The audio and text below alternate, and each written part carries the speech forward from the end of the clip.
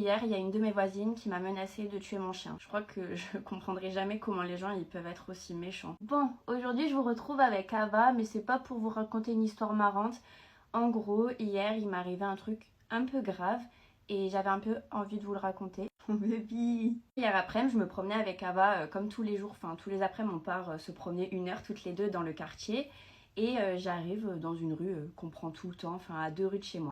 On marche dans la rue tranquille et de là il y a une voiture qui s'arrête devant nous avec un homme et une femme. Ils baissent la fenêtre, ils me disent excusez-moi. Je leur dis oui. Et là la dame commence à m'agresser, mais vraiment elle me parlait super méchamment. Elle me dit ouais vous allez arrêter de faire caca à votre chien tout le temps devant chez nous. Il faut savoir qu'elle n'avait jamais fait caca devant chez eux. J'en suis sûre et certaine, je sais où elle fait. Enfin c'est moi qui la promène toutes ces promenades depuis qu'on l'a. Et en plus, je ramasse tous les caca avec les petits sacs plastiques, quoi. Donc c'était impossible. Et genre, je lui explique.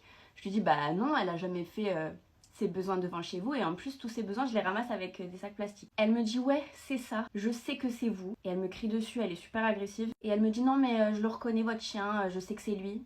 Je lui dis, vous savez, il y en a plein des chiens, il y en a partout dans le quartier. Mais à mon avis, c'est une grosse mytho, elle a jamais vu de chien en train de faire caca devant chez elle, sinon elle serait sortie si ça la dérangeait, genre elle l'aurait dit sur le coup par la fenêtre ou par la porte. Donc elle essaie juste de prêcher le faux pour savoir le vrai, et à mon avis, c'était une dame de 50 ans.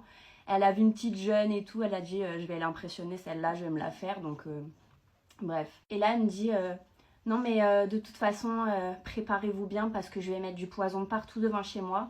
Et je vais le tuer, votre chien. Genre, elle m'a menacé de la tuer. Je sais pas si vous vous rendez compte. De un, elle m'accusait à tort parce que je sais très bien que c'était pas moi. Mais au pire des cas, vraiment au pire des cas, même si ça avait été moi, elle me dit je vais le tuer, votre chien. Comme ça, en me regardant dans les yeux, en criant, en étant. Oh, je vous jure, je m'en remets pas. Je fais qu'y penser depuis hier. Enfin, c'est inhumain de dire ça. Et sur le coup, j'étais choquée. Je me suis quand même un peu défendue. Je lui ai dit mais déjà, vous m'accusez à tort, ce n'est pas moi. Je lui ai dit c'est pas beau ce que vous faites et j'ai commencé un peu à crier et tout et donc son mari qui disait pas un mot il a remonté la vitre et ils ont continué à rouler, ils sont allés se garer devant chez eux. J'étais tellement choquée que je suis rentrée chez moi et j'ai pleuré pendant 1 heure, j'ai appelé mes parents pour leur raconter, je me suis effondrée, enfin j'arrivais pas à m'en remettre genre. Elle comprenait pas, Ava, elle me voyait pleurer, elle venait, elle me faisait des câlins quand on est rentré. Je sais pas trop quoi faire, on a envisagé plusieurs options, on a rédigé une lettre, parce qu'il faut savoir qu'en plus d'être très grave et très méchant, c'est illégal ce qu'elle a fait. C'est un délit de menacer de faire du mal à un animal, c'est très très grave. Elle pourrait avoir de la prison, des amendes, je me suis renseignée, on lui a rédigé une lettre avec tous les articles, les codes de la loi. Enfin voilà quoi, peut-être qu'il faudrait un peu lui remettre les idées en place et qu'elle se rende compte à quel point c'est grave ce qu'elle a dit. Et sinon on a aussi pensé à aller déposer une main courante, donc je sais pas, on réfléchit à ce qui est la meilleure solution mais on n'a pas trop envie de laisser passer ça. Dire que cette dame elle habite à quelques maisons de chez moi, genre ça me fait mal au cœur. Enfin là quand je vais aller la promener tout à l'heure j'ai tout sauf envie de la recroiser. Je pense qu'on va éviter sa rue pendant un petit moment et peut-être prévenir aussi les voisins qui ont des chiens. Que cette dame elle compte mettre du poison devant chez elle et tuer nos petits animaux quoi. Comment on peut vouloir faire du mal à un amour pareil, c'est pas possible. Je vous jure les gens ils sont trop cruels, je m'en remets pas. Enfin bref voilà, vous savez tout, j'avais envie de vous la partager. Pour une fois que c'est pas une story time abonnée, c'est mon histoire, j'aurais préféré que ça le soit pas. Et cette dame, c'est la pire des dames, je l'avais jamais vue de ma vie, c'était la première fois, je savais pas qu'elle habitait là-bas. J'aurais préféré ne jamais la rencontrer. Je me suis réveillée 3 jours plus tard dans une chambre d'hôpital avec pas mal de trucs cassés, mais au vu de l'accident, on m'a dit que je m'en étais bien sortie. Je regarde mes parents et je leur dis Mathis, il est où? Il va bien? Lui aussi, il s'en est bien sorti. Mon père détourne le regard, des larmes montent aux yeux de ma mère. Et je leur dis quoi? Qu'est-ce qui se passe? Elle me dit chérie. Je lui dis non. Elle me dit si, je suis désolée. Ils ont rien pu faire. Il est mort sur le coup. C'était déjà trop tard quand les secours sont arrivés. À ce moment-là, tout s'effondre autour de moi. Je pleure toutes les larmes de mon corps, je crie, je tremble. Et rien ni personne ne pouvait me calmer. J'avais juste 15 ans et je venais de perdre mon premier amour. Mon père me dit je sais que c'est dur, mais voile positif. Toi au moins t'as survécu. Je lui dis tu sais quoi? J'aurais préféré que ce soit pas le cas plutôt que d'avoir à vivre sans lui. Je sais que mes mots étaient très durs et que ça a brisé le cœur à mes parents de m'entendre dire ça, mais je le pensais réellement. Et j'ai continué à le penser pendant des années. J'avais l'impression d'être responsable de ce qui lui était arrivé et ma culpabilité était beaucoup trop forte, beaucoup trop dure à supporter. Alors je me suis renfermée sur moi-même, je suis restée très seule et je me suis refusée toute rencontre avec de nouvelles personnes. Mais cette année, j'ai eu 20 ans. Autant vous dire que j'avais pas envie de les fêter. Ça faisait 4 ans que l'accident avait eu lieu, 4 ans qu'il était parti et j'avais toujours l'impression que ça s'était passé la veille. Ce jour-là, je suis sortie seule, j'ai marché pendant 1 heure et je suis passée devant un bar auquel on allait tout le temps avec Mathis. C'était notre préféré. J'étais jamais repassée devant depuis et ça m'a fait un truc. Alors je décide d'entrer, je m'installe au comptoir et je commande à boire. Quelques minutes après, j'étais dans mes pensées en train de siroter mon verre et j'entends un jeune homme au loin dire « T'as vu comment je suis le boss ?» C'était bizarre. Mathis disait tout le temps cette phrase. C'était la dernière chose qu'il m'avait dit avant l'accident. Mes parents ne voulaient plus que je sois avec mon copain, donc ils ont fait chanter sa mère pour qu'elle accepte de lui faire croire que j'étais morte. Je sais même pas comment une histoire pareille est possible. Mathis dit à sa mère « Comment t'as pu accepter ça ?» Elle lui dit « Ils m'ont fait chanter et j'avais pas le choix. » Mathis lui dit « Comment ça, t'avais pas le choix? Qu'est-ce qu'ils ont sur toi pour que t'aies accepté de faire une chose aussi grave ?» Elle lui dit « Tu te souviens de l'été où ton père m'a quitté ?» Il lui dit « Bah ouais, comment oublier ?» Elle lui dit « À ce moment-là, je t'avais dit qu'il m'avait quitté sans raison. Enfin, du moins que je comprenais pas pourquoi. » Il lui dit « En fait, tu savais ?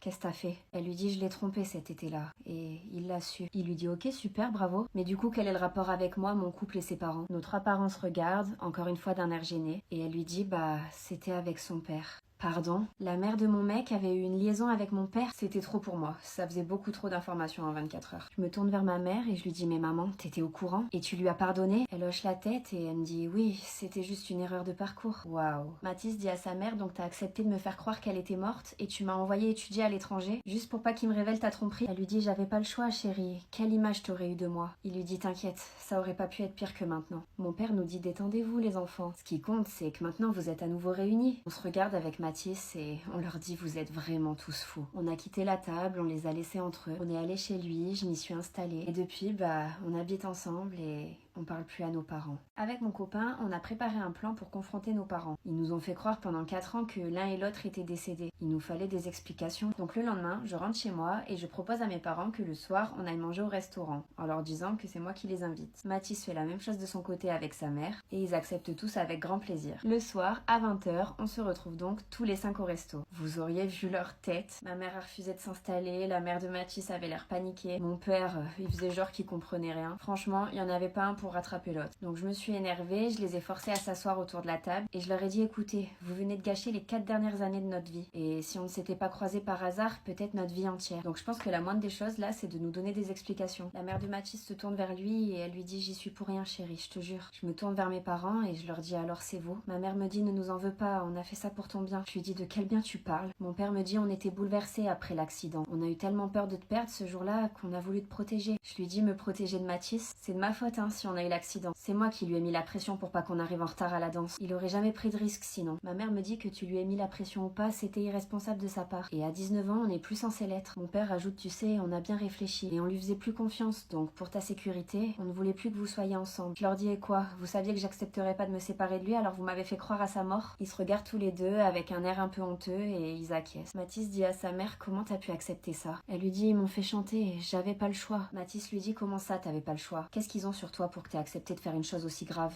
4 ans après le décès de mon petit ami, je me retrouve nez à nez avec lui un soir dans un bar. Et on se rend compte que nos parents nous ont menti. Les miens m'ont fait croire à sa mort, les siens lui ont fait croire à la mienne. Mais pourquoi? Je lui dis c'est complètement fou quand même qu'on se retrouve comme ça 4 ans plus tard. Il me dit ouais c'est clair, après c'était notre bar ici. C'était sûr qu'on finirait par s'y retrouver. T'y es venu souvent depuis l'accident? Je lui dis j'y suis venue il y a 1 mois, le soir de mon anniversaire. J'y étais jamais retournée avant mais depuis j'y vais tous les soirs. Et toi? J'imagine que t'as jamais cessé d'y aller? Il me dit aussi j'aurais bien aimé mais après l'accident je suis partie faire mes études à l'étranger, histoire de prendre un nouveau départ. Je lui dis à l'étranger? Ça m'étonne de toi, c'était ton idée? Il me dit non, tu te doutes bien, c'était celle de ma mère. Mais en vrai, je suis contente de l'avoir fait. Ça m'a fait du bien après ce qui s'est passé. Je lui dis ouais, je comprends. J'aurais peut-être dû faire la même chose. Moi, je suis restée ici et j'ai jamais réussi à aller mieux. Il me dit je te rassure, je vais pas mieux pour autant. Enfin, j'allais pas mieux jusqu'à ce soir. Je lui dis mais t'es revenu quand? Il me dit il y a 1 mois. Et je suis retournée dans ce bar, moi aussi, pour la première fois le soir de ton anniversaire. Dire qu'on aurait pu s'y voir. Je lui ai dit, je t'ai vu,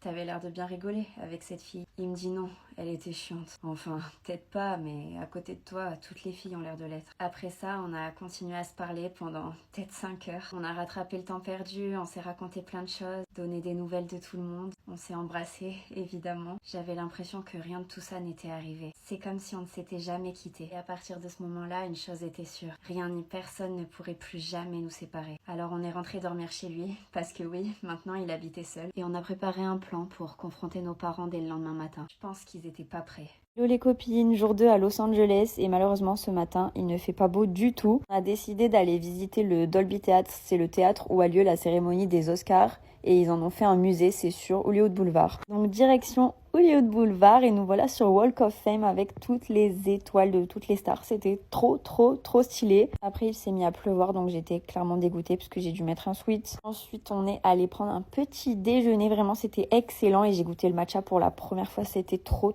bon, je suis fan. Ensuite on est allé faire un peu les magasins et je me suis acheté un sweat et des lunettes de soleil. Que bien sûr dans ma valise j'ai pris que des crop tops et des shorts et voilà, il pleut. Donc là j'étais trop contente avec mes petites affaires de touriste. Ensuite on a continué à faire un peu de shopping et on s'est rendu au théâtre, sauf que quand on est arrivé devant il était fermé et on a appris qu'un ouragan arrivait sur Los Angeles. On a même reçu une alerte du gouvernement nous disant qu'il fallait impérativement rentrer chez nous. Donc direction le Airbnb, on est passé faire quelques courses pour avoir de quoi manger. On s'est un petit peu posé mais on était vraiment dégoûtés que tout notre programme soit annulé. Heureusement on s'est pris des petits sushis pour se remonter le moral parce que c'est notre plat préféré. Mais à la fin du repas il y a eu un tremblement de terre donc c'était assez impressionnant, j'étais dans tous mes états. Après on a regardé Hannah Montana pour me remonter le moral donc j'allais beaucoup mieux. Et une énorme tempête était annoncée pour la nuit donc on n'avait pas le droit de sortir jusqu'à 8h du matin tellement c'était dangereux. On a mangé devant le replay des traîtres et ensuite on est allé se coucher. À demain pour la suite de nos aventures.